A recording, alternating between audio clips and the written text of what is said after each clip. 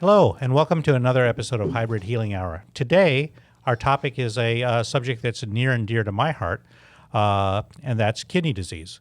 And we have a guest with us today, Dr. Wayne Kotzker, who's a nephrologist in Boca Raton. And so before we start, nephrology is a field that I don't think anybody ever goes into medical school saying, I'm going to be a nephrologist, right? Everybody finds their way to nephrology somehow. So tell us what brought you to nephrology and how did you end up where you are today? Okay. First of all, thank you very much for having me. I've been in practice in Boca Raton for 22 years. Went to medical school also with the intention of finding a specialty that would allow me to still have a lot of internal medicine and still be using that knowledge base. I think initially I thought I was going to be a cardiologist. And in medical school, learning about the kidney and the pathophysiology, and then applying that in clinical rounds, internship residency, the cases that I found to be very challenging, cerebral, thoughtful, tended to involve a lot of the field of nephrology. When you think about things, not just kidney disease, but hypertension, electrolyte disorders, glomerulonephritis, vasculitis, autoimmune diseases, is a wide scope. And even within our chronic kidney disease population, our dialysis population, we do a lot of internal medicine for those patients. So I think having a specialty where I still had the broad knowledge of internal medicine, but also focused in on these challenging cases, that's really what drove me to the field of nephrology. And nephrology is a fascinating field, and you mentioned it already, but people don't realize how many things the kidneys actually control. It's not just making urine. Most people don't realize how heavily the kidneys are involved in blood pressure control. And cardiovascular risk in general. Correct. Right. Correct. So it's true. A lot of times when I see a patient and we're talking to them about kidney disease, they have no knowledge initially because they say, I urinate fine, or maybe they'll say, I get up a few times a night to urinate. And like you said, urinating is really the very simple. The fluid management is just one part of that, and you can still maintain fluid management while losing the function of the kidneys, the management of waste, which is sometimes hard to understand. I usually talk about it if you think of a coffee filter. The filter's damaged, you can still pass water through the filter, but you're not really filtering out, the elements that need to be filtered. And then on top of that, blood pressure management is a big part because the kidneys see your entire body volume. So if they're not seeing a full volume, they will send signals to raise blood pressure. And then, of course, there are other metabolic functions that affect bone and mineral health, cardiovascular health. So the kidneys play a role in a lot of different things besides just making urine. Can you briefly, just for our audience, I don't know if it's even worth doing as we're talking, but describe the kidneys a little bit, how it's not just, we think there's a kidney, but there's so much internally to the kidneys. Even if we talk about and I don't want to dive into scientific and Right. as we talk mostly for our patients, but there's multiple different diuretics out there, and they all work differently in a different location within the kidney. Correct. So the kidneys are complex organs, as we Yes. said, and they have the cortex and the medulla. And within the cortex is really where a lot of the action is happening in terms of the glomerulus, which is the filter. And there are millions of filters in each kidney. And yes, usually both kidneys function as a single organ, even though you have two. And sometimes you can be without one, and the other kidney will still pick it up, so to speak, so that you're still functioning. That's how we have living kidney donors. People sometimes born with one kidney, but typically we have two kidneys. And so from the glomerulus, you then have a collecting system that develops microscopically. You have the loop of Henle, both the distal and proximal loops, as you were referencing the diuretics. So diuretics actually have different roles there. And even what we measure for kidney function, the measurement that we talk about creatinine, we use creatinine.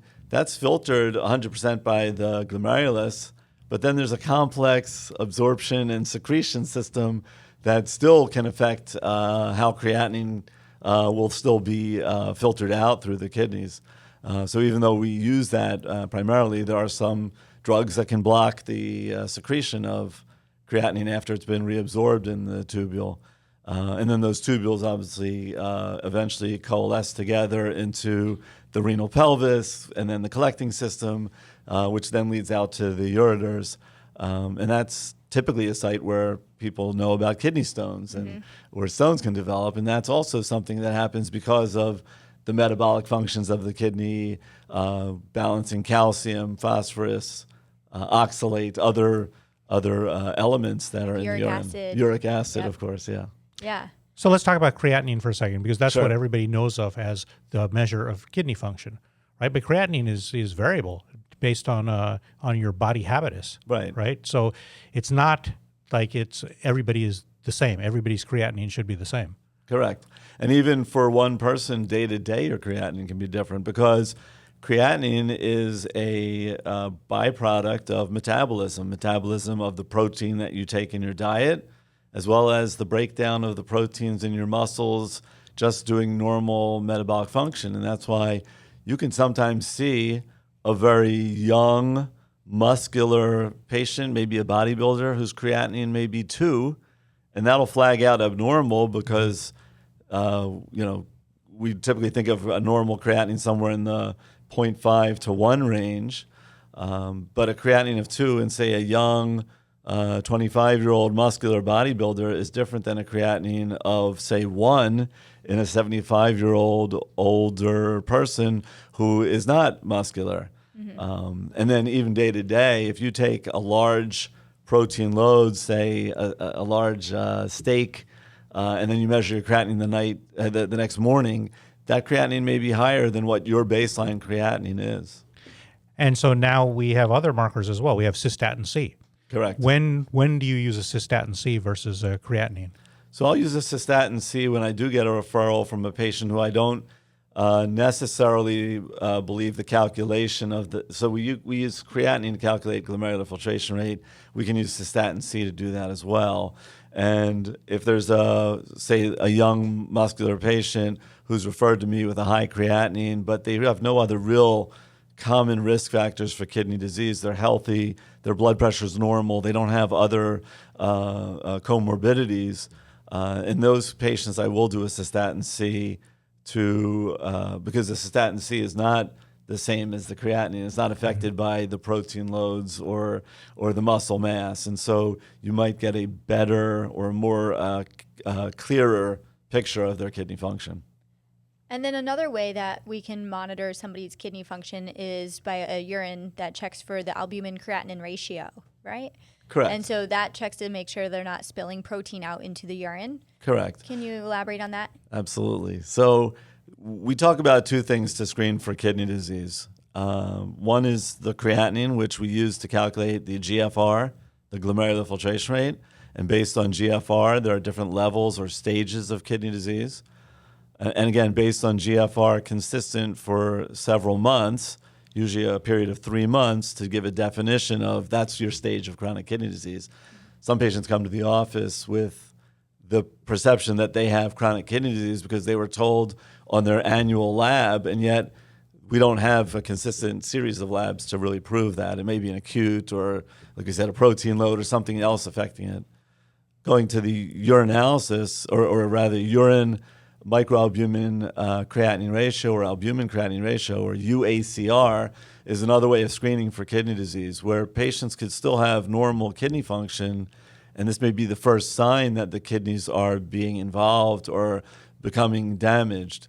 And that goes back to that coffee filter analogy, where the filters are opening, and so larger proteins are falling into the urine that shouldn't be passing into the urine. Typically, a urine albumin creatinine ratio of less than 30 is considered normal. Most of us who have no comorbidities, our UACRs are probably 1 or 2, if detectable at all. So even when you get up around 30, there may be some signs that that's already, especially if you have comorbidities, that you want to be a bit more aggressive in terms of how you're treating those comorbidities to slow the progression of kidney disease. Once your UACR is above 30, we say 30 to 300 is sort of a moderate risk, and then above 300 is a very high risk that you're going to end up developing kidney failure. And they're based on those different levels are the different challenges. Above 300, we like those patients to see a nephrologist because they may have something else rather than whatever their comorbidities are. They could have a primary kidney disease. We talk about, high protein as nephrotic syndrome, and nephrotic syndrome has a whole other connotation. And a lot of times that could be reversible kidney disease if detected early enough to be treated with different medications than we typically treat, say, blood pressure or diabetes with. And so speaking of that, so what are the most common causes of, chronic kidney disease that you see today? So the most common cause of chronic kidney disease, greater than, I think 55% or 60% of patients have diabetes. And diabetes is the number one cause of kidney disease for patients that are on dialysis in the United States. Does it matter if it's type 1 or type 2? It's generally type 2. Okay. We see a lot more with type 2, but type 1 diabetics can develop diabetic kidney disease. But typically we see type 2s develop a lot more of end-stage kidney disease. And high blood pressure can cause it? High blood pressure is the number 2 cause. Okay. In fact, diabetes, hypertension, and cardiovascular disease will be the biggest reasons why patients end up with kidney failure, even before primary kidney disease, autoimmune diseases, Or genetic, yeah. or genetic or anatomic. Right. And so with that being said, talking about the chronic kidney disease, can you go ahead and discuss the different stages of chronic kidney disease Sure. for our audience? So, as I had alluded to before, based on GFR, we can stage from normal kidney function down to stage 5. Stage 1 is basically normal, a GFR above 90.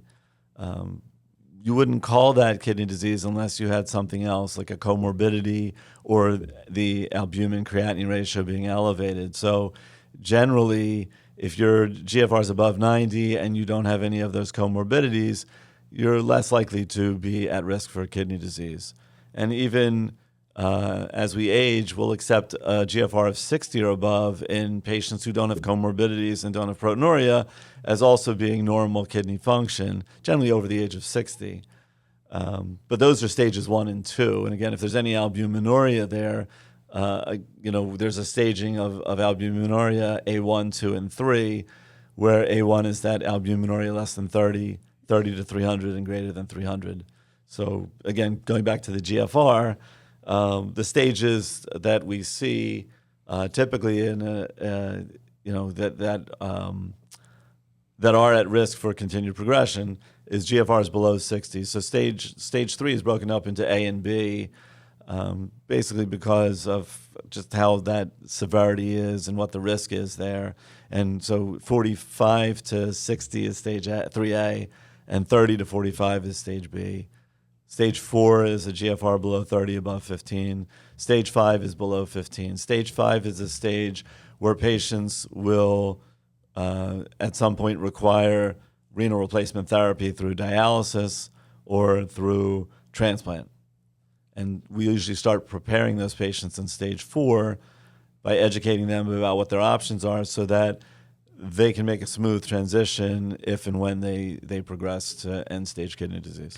And even if you are at stage 3 or even stage 4, that doesn't necessarily mean you're absolutely going on dialysis. You could live with your kidney function like that for the rest of your life, right?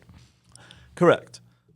We have a lot of patients. In fact, if you look at the epidemiology or the numbers in the population, roughly the dialysis population and the end-stage kidney population is somewhere between 500 and 600,000 people in the United States.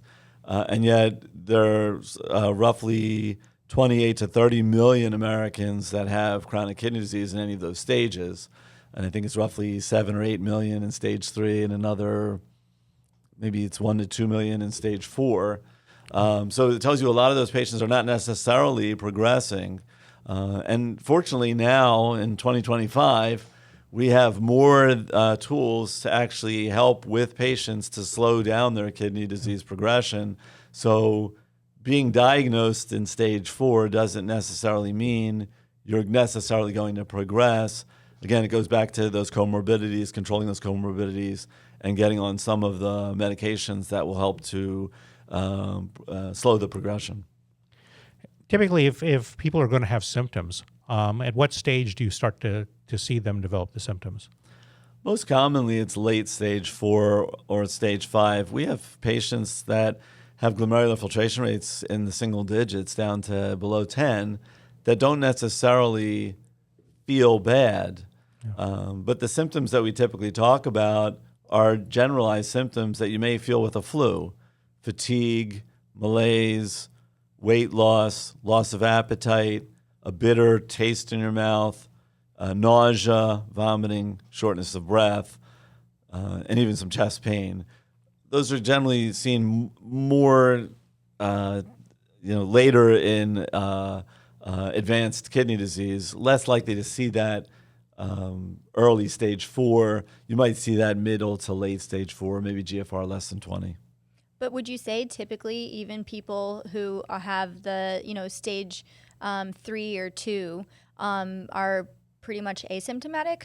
Yeah. I'd say a lot of patients who come to us, if we're getting new ones from different clinics, and I mentioned, where their kidneys are, because I like to just educate a lot. I want people to be their own advocate and let them be aware of where they are. And I don't care how old they are or not. And when I tell them, look, it looks like you have, chronic kidney disease. Luckily, you're only in stage 2 or 3A. At this point, we could discuss these medications. Like, how did I not know this? Right. And they get a little concerned. I feel like a lot of medical providers don't take time to discuss this with their patients. I think you're right. And if you actually look at statistics, I quoted roughly 35 million, I think I said around 30 million Americans. Yeah. It might be up to 35 because numbers are changing each year as we get better with our diagnostic tools. But a majority of those patients have never been told about their kidneys, an abnormal kidney test. A lot of patients come to my office. It's the first time they've ever heard about their kidneys. They don't know where their stage is. So I think roughly 10% of patients are actually diagnosed by their primary care physician and told that they have kidney disease. A lot more find out when they get admitted to the hospital for some other reason and see a nephrologist because they get called in because they have an abnormal blood test and they can't give them IV contrast to work up whatever they came into the hospital for. So we do see a lot of patients actually that we pick up for the first time being admitted to the hospital for other reasons. Fortunately, when you have a good primary care practice, like you're saying, where you educate patients and you talk about that, then your patients are already getting screened and finding out a lot more, a lot earlier. And that obviously is a huge opportunity for those patients because the tools that we have, if the earlier you intervene, the longer your runway. We only slow progression right now. We have no reversal of progression of chronic kidney disease. We do in certain disease states where we can use certain medications to reverse that disease. But when we're talking about damage from lifelong causes such as blood pressure or diabetes or cholesterol, cardiovascular disease, those are things that have built up over time. It's very hard to reverse that after it's built up. We can only slow the progression. But if you slow the progression in stage 2 versus stage 4, that patient has a lot more runway of productive life, also modifying their cardiovascular risks because chronic kidney disease is a high risk factor for patients for cardiovascular disease. And a lot of our patients, while the big fear is ending up on dialysis, one of the reasons why many of our patients don't progress to end-stage kidney disease is because they do have cardiovascular death or cardiovascular mortality prior to ever progressing to end-stage kidney disease. Right. And I'm glad you touched on that because I think a lot of people, that is the fear is dialysis, right? But now, like, I always have that education. I said, look, I'm not even worried about dialysis. You could have 10 years before we even get to that point. We need to get your heart healthy. Right. And, I always like to educate, because even if they are diabetic and they have chronic kidney disease due to diabetes alone puts that in increased risk. Now your kidney disease increases your risk even more. So it's definitely something we need to, definitely educate about. And so let's go ahead and talk about some of these newer treatments. I mean, you're right. I feel like we haven't had anything to help slow down the progression of chronic kidney disease for a while. But in the last, 5-10 years? 5 years. 5 years or It's so? really only about 5 years. Yeah, I guess, 5 years we've had some changes. Well, let's start with the treatments in order. So first treatment is typically going to be lifestyle, right? You're going to make sure we talk about blood pressure and diabetes. So lifestyle is for sure, right? Diet, exercise, trying to control your blood sugar, trying to keep your cholesterol down, trying to follow a low sodium diet, drinking plenty of water. Typically, I say 64 ounces per day. Trying to avoid things that are harmful to the kidneys. Many people don't realize that some of the over-the-counter typical medications that we take may have some damage or correlation with kidney disease, such as non-steroidal anti-inflammatory drugs like ibuprofen, Motrin, Aleve. When we think about the proton pump inhibitors have an association. Those are things like Prilosec people take for gastroesophageal reflux, and yet we don't think about that. We think normally over-the-counter medications are safe, right? They're over-the-counter, but they have side effects just like prescription medications. What's the current thinking on protein intake? We usually talk about 1 gram per kilogram per day. I don't usually restrict protein intake. Like we talked about, if you're a healthy young adult, you're a bodybuilder, and you do take extra protein or high protein meals, that's generally not going to harm your kidneys unless you are having some of those comorbidities or you do leak protein. I typically don't advocate for things like creatine that patients take. I think that also has some negative effect on kidney function. So I'm a huge fan of creatine, I will say. Okay. And there's a lot of literature out there now. More recently, they've done some studies about creatine, large doses, like 20 grams of creatine daily for Alzheimer's, and they've seen some benefits. And they monitored kidney function during that and showed that actually our kidneys can tolerate up to 20 grams daily for the most people that were in that study. But the caveat I always say is the hydration. You can't go do creatine and not drink enough water. I feel like I do monitor people and I caution people, but I even had somebody, where their creatinine was a little elevated, the GFR was a little elevated, and I started them on creatine. I mean, it's a 64-year-old female, and I said, let's just watch your kidney function, but you have to promise me you're going to drink plenty of water. And they did go up a bump, but at the same time, I think of it as like when we put people on a new medication, you're going to see a little bump in your levels before they go down. So I just watch it very closely. Yeah, I think that's fair. But for the most part, then we decreased the dose just so there was no scare. Yeah. But she's been able to maintain muscle mass now, or actually gain muscle, because I feel like females, particularly over the age of 35, have trouble maintaining muscle mass, and I'm a big advocate of creatine. But I typically recommend 5 grams daily. The studies just came out. It's not that much. It's not that much, but it's a good. But if you look at what young adults do, or people in their bodybuilding, they're taking a lot more than that. They overdo it. And I think those are the patients that I end up seeing because their creatinines have gone up. Exactly. I think sometimes the gym guy, has given a bad rap, for creatine. Yeah. So after lifestyle, I want to talk about smoking, right? So how does smoking impact kidneys? I mean, smoking is not good. There are association with smoking with renal vascular disease, obviously cardiovascular disease, and certainly blood pressure, and definitely there's an association with kidney disease. So, yeah, cessation of smoking is a good lifestyle benefit as well. I mean, isn't it still actually a big cause of renal cell carcinoma? I think there's an association with it, yeah. Okay. So now on to. So if we're going to start medication, what's your first line medication? So the first line medication is an oldie but goodie. It's a medication that, as you mentioned, we didn't really have any medications up until about 5 years that really targeted chronic kidney disease. Now there's a whole plethora of agents that are coming out and still in clinical research. When I was a fellow back in the last century, in the 1990s, at the University of Pennsylvania, our hypertension specialist there was investigating irbesartan, which is an angiotensin receptor blocker that tells you that from the 90s until the 2020s, that's what you had, were ACE inhibitors and angiotensin receptor blockers. So ACE inhibitors, which do have a side effect that is common, a cough is common. So a lot of times, typically, I'll go to the angiotensin receptor blocker, which has the same data, lowers the pressure on the glomerulus. As you stated, you'll see a little bump of creatinine. GFR will drop a little bit.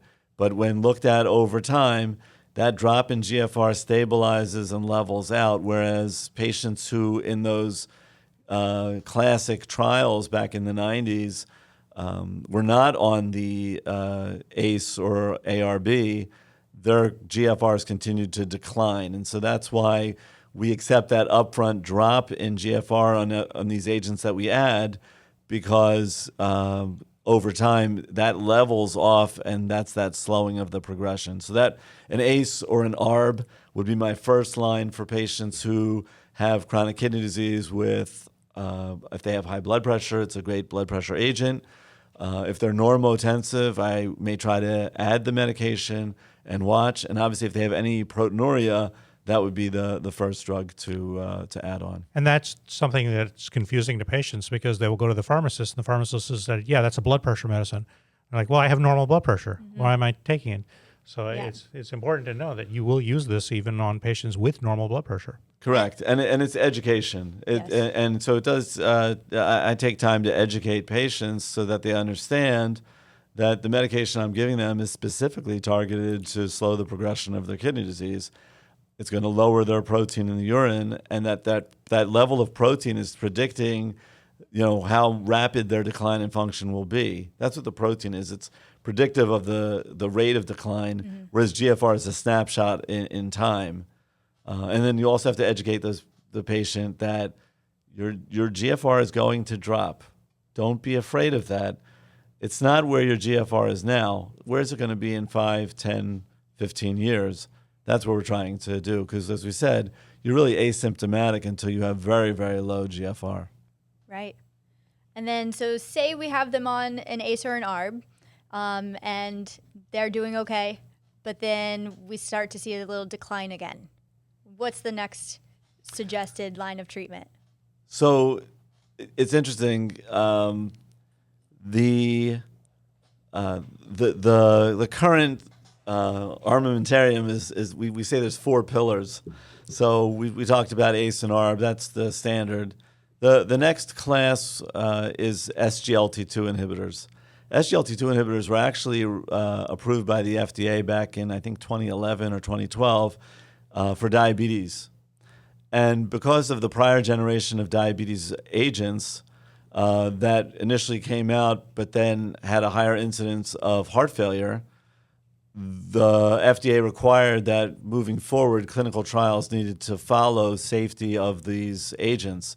And what they found in those agents, they were weak diabetes medications, but they were strong cardiovascular and renal vascular medications, in that the incidence of heart failure was less, hospitalization for heart failure was less, and so that led to clinical trials demonstrating that drugs like dapagliflozin and empagliflozin, Farxiga, and Jardiance were effective initially for heart failure in diabetics, then heart failure non-diabetics, and then it also showed a benefit in slowing the rate of progression of kidney disease, lowering proteinuria. And so these agents were then approved. I think DAPA CKD was published in 2020 with the FDA approving in 2021, and EMPA kidney coming out that same year and being approved by the FDA in 2022.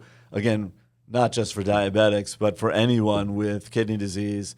And again, the big gain is there. If you have the comorbidities of kidney disease and heart disease, you're going to have tremendous benefit with those medications. Yes, I'm a fan of those as well. Yes, for all the benefits. They really are wonder drugs. Yes. And, They really are. and I think that there's evidence coming out that shows that it's helpful even at slowing down the progression or preventing Alzheimer's and other types of dementia. So, Correct. And so now there's also a newer kid on the block that is more so for chronic kidney disease in diabetic patients, correct? Right. So we talked about ACE and ARB. We talked about SGLT2 inhibitor. The third class of medication is the non-steroidal mineralocorticoid receptor antagonist, or MRA. MRAs have been around for a long time. People may know spironolactone or eplerenone. These are the classic ones. Spironolactone's been around for a long, long time.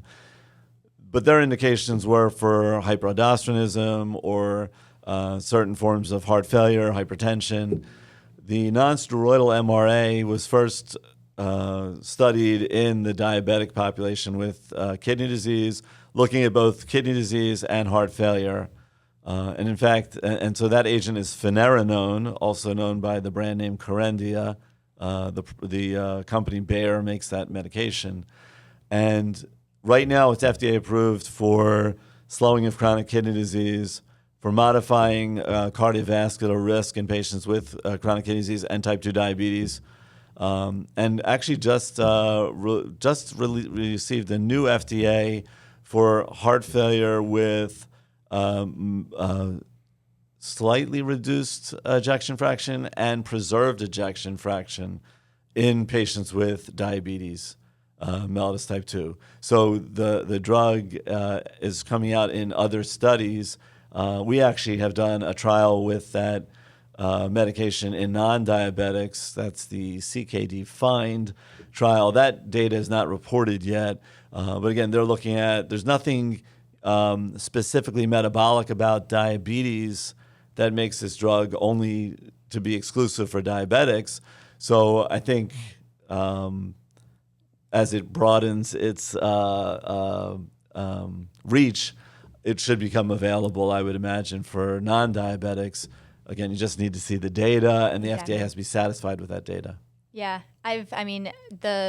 what I've seen it do for my patients who are diabetics is amazing. It can actually, I know we don't like to say reverse, but I have seen improved kidney function with that medication. So there was another trial that just was published in the New England Journal of Medicine last month, the Confidence trial, which took, again, finerenone was the sponsor, Bayer was the sponsor, took finerenone in one arm, took empagliflozin or Jardiance in the other arm, and put the two together. And the two together showed a 30% drop against each of the ones individually, and finerenone versus empagliflozin was relatively equal. So it demonstrated that like single treatment. If you can get your patient on both of those agents, you're going to have even a more marked drop. And I can tell you from the diabetics I've had with nephrotic range proteinuria and rapid progressing, it has stabilized, and in some cases, we've seen their kidney function even improve a little bit while their protein has dropped down to negligible amounts. Amazing. So then let's talk about when people do progress, which thankfully is not as much as it used to be. At what point do you start getting them ready for either transplant list or dialysis? So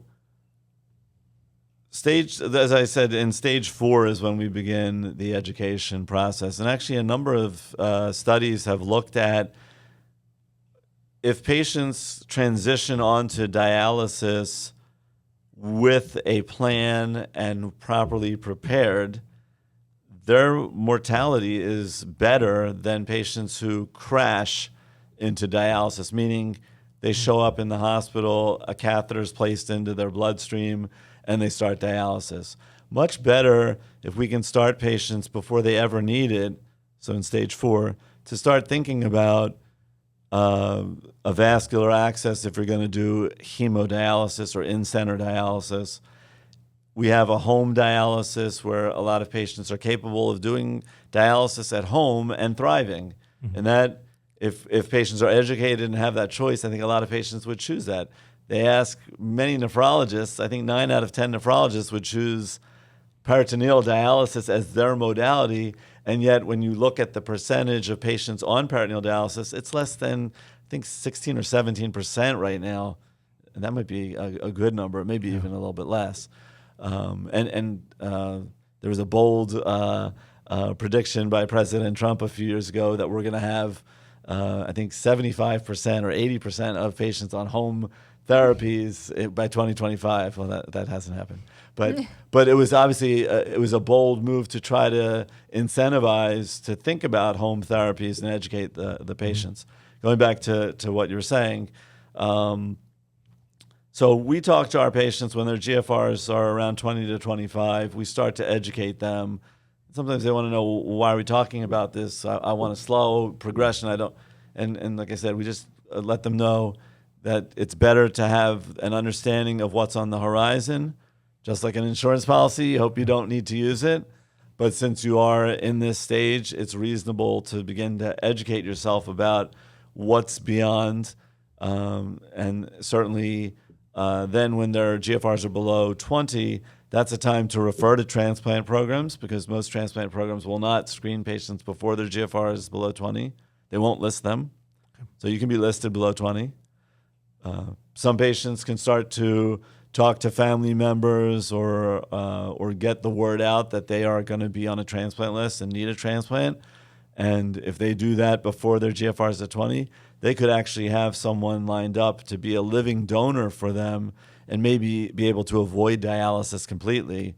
And most transplant programs will schedule transplant when the GFR is below 20. So if you have a donor, then that puts you really ahead of the game. You could avoid dialysis.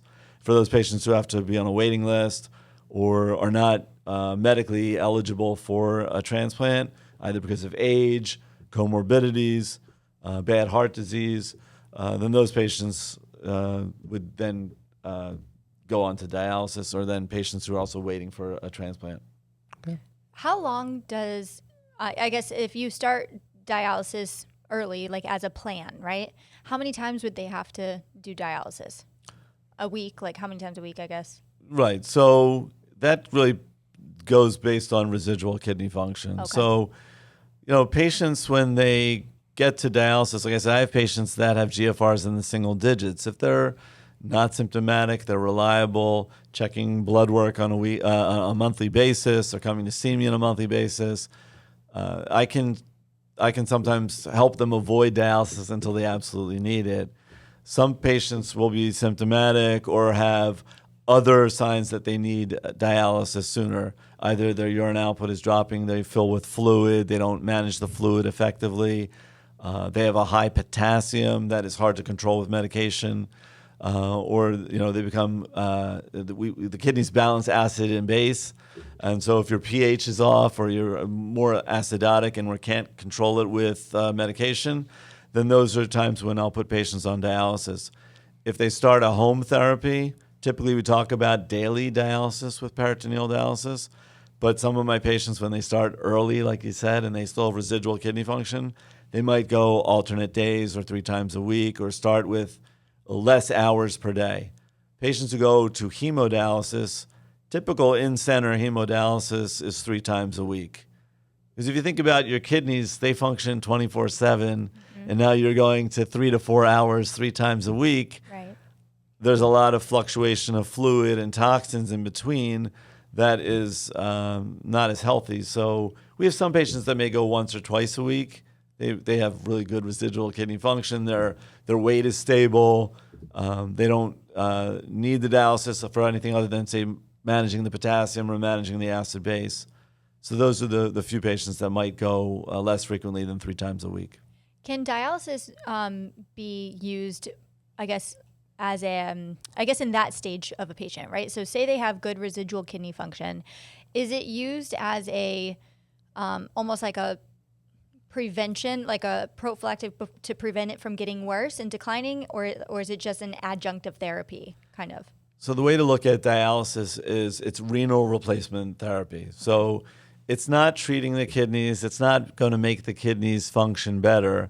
It's replacing the function of the kidneys for filtration and for fluid. And again, some of the other metabolic processes require some medications. We give patients erythropoietin. That's a hormone that the kidneys make to stimulate red blood cell production. So most patients on dialysis have anemia. That develops even early on in kidney disease. So some patients not on dialysis may have anemia. Sometimes patients are diagnosed with their kidney disease after they've already been treated or diagnosed with anemia. Is that technically anemia of chronic disease? Well, it's anemia of chronic kidney disease. It's erythropoietin deficiency. We don't usually measure erythropoietin because that half-life is short, but we'll measure their iron stores, their vitamin levels, B12 folic acid. If all those things are normal and they have severe kidney disease, then they get treated with erythropoietin. And then there's other metabolic functions, bone mineral metabolism, the vitamin D management, active vitamin D. We use things like calcitriol and some other agents to help with that, because there's an effect on the parathyroid glands, which can, what I usually just tell patients, soften the bones and harden the arteries. So again, dialysis is a replacement of kidney function. We use it in this type of setting in chronic kidney disease when patients really do need some assistance with their fluid management or their waste management. We do use it in acute kidney injury. Patients often will ask, when we have to come in and intervene for an acute kidney injury and the kidneys are in shock, say after a surgery or after a trauma or an episode of low blood pressure, maybe a sepsis, some life-threatening insult that brings them in the hospital and the kidneys shut down. That dialysis, again, not treating the kidneys, it's replacing the function to allow the kidneys to heal and then hopefully recover. Some patients do end up long-term dialysis from there, but many patients can have a recovery of their kidney function even on dialysis, and sometimes even back to relatively normal levels if that's where they started. Yep, I know. The kidneys are amazing to me as well. They are pretty... what do you say? They're like they can recover, restoring and rejuvenating, right? I want to back up real quick too. Could you describe the difference between the two types of dialysis? Sure. So there are several ways to do dialysis. The most common in this country and the most common that I think people think of, if they have a relative that's on dialysis or know someone on dialysis, it's the patient that goes to a center 3 times a week and has what's called in-center hemodialysis. The ways to do hemodialysis require a vascular access. Oftentimes with an acute kidney injury or a chronic kidney disease with a patient that doesn't have a functioning access, requires placement of a catheter into one of the large veins into the bloodstream. That runs with it risks of the catheter not working, of clotting the catheter, or infection is the biggest risk. And that's why there's a higher mortality with that access. So again, preparing patients who decide that that's going to be their modality, we want to put a vascular access in their arm, which is basically a connection of an artery to a vein that usually takes a few months for that to be ready to mature. And why do we do that? So the shunt, as it was initially called, is shunting blood from the artery to the vein. What that does is it allows for a segment of a vessel, a blood vessel, to be nice and thick like an artery, but not pulsatile like an artery, and more passive like a vein, so you can stick a needle in, like when you get a normal blood draw. And so that allows that vessel not to collapse with the pressure of the needles for dialysis. So that's what we do for in-center hemodialysis. Does it also help reduce the scar tissue that might develop, maybe by keeping it a little larger? And Stronger? No, I think the shunt is mostly just because the amount of blood flow that you need to pull through a dialysis filter and return back to the body has to be a strong enough vessel so it doesn't collapse.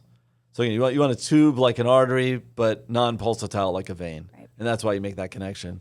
In some cases, they'll put an artificial Gore-Tex material that's called a graft. That's in patients who either fail to mature that vessel, or their blood vessels are not really receptive to doing that, so they'll try to put a graft in. And then that also functions similarly. It's a large tube. Patients can also do hemodialysis at home. We have programs that do train patients on how to do it, whether usually educating the patient and a family member on how to do dialysis at home. Those machines are designed a little bit differently. They process blood with generally a gentler blood flow rate, smaller sessions, so those patients can do it at home, but they may be doing 2 to 2.5 hour treatments 5 to 6 days a week at home. But again, patients have that flexibility with their schedule when they want to do it, sitting at home watching television, or at a time where it's convenient for them. And then the other type of home dialysis is peritoneal dialysis. Peritoneal is using the peritoneal membrane. That's the membrane that lines the organs of the belly. There are a lot of capillaries on that membrane. And so the peritoneum works very well with putting fluid in. It's a bloodless dialysis. You're putting a dextrose-containing solution, and depending on how much fluid management is required, fluid to pull off, will determine how much dextrose you need in that dialysate. And then that bathes the belly, and there are machines that will cycle it at night while patients sleep. Some patients don't sleep well, and they would rather do manual exchanges and just do a few exchanges throughout the course of the day. So there are lots of different ways to do that with some flexibility. And again, I find that patients have a good quality of life with that because it's bloodless, it's less stress on the blood pressure and the heart, less of the fluctuations, and it almost emulates that continuous renal function that you have with kidney function, because you have fluid bathing the lining of your belly throughout the day and night. And I'm sure it depends on their kidney reserve, but would that method have to be done more regularly or about the same as hemodialysis?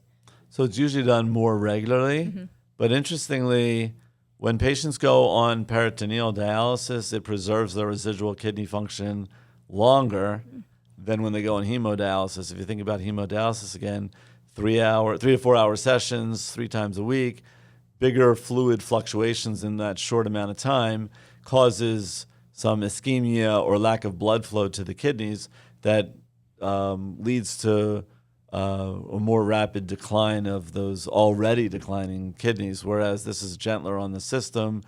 And it's believed that actual residual kidney function is part of that mortality benefit that patients see when they are on peritoneal dialysis.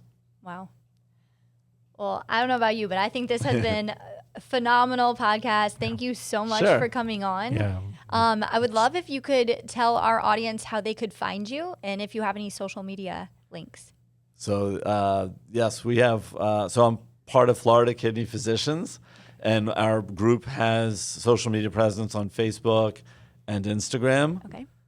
And we post for all of our physicians and all the different projects that we have there. And we also have a website, floridakidneyphysicians.com. Okay. And we do have links to like the National Kidney Foundation, which is kidney.org. We have to the different dialysis chains that we partner with that provide education about dialysis, as well as nutrition and diet and transplant. And so you can certainly get links from there as well. Great. And where is your office located? So I practice out of our Boca Raton office, which is located on Beacon Square Boulevard off of Congress Avenue. Okay. Everybody knows it near Costco. And our main number to the Boca office will still connect with offices throughout the state. It's 561-368-0235. Perfect. Thank you so much for coming on, and Thank I'll you. post all that in the show notes. Okay, great. Thank you very much for having me. It's been a pleasure. Wonderful.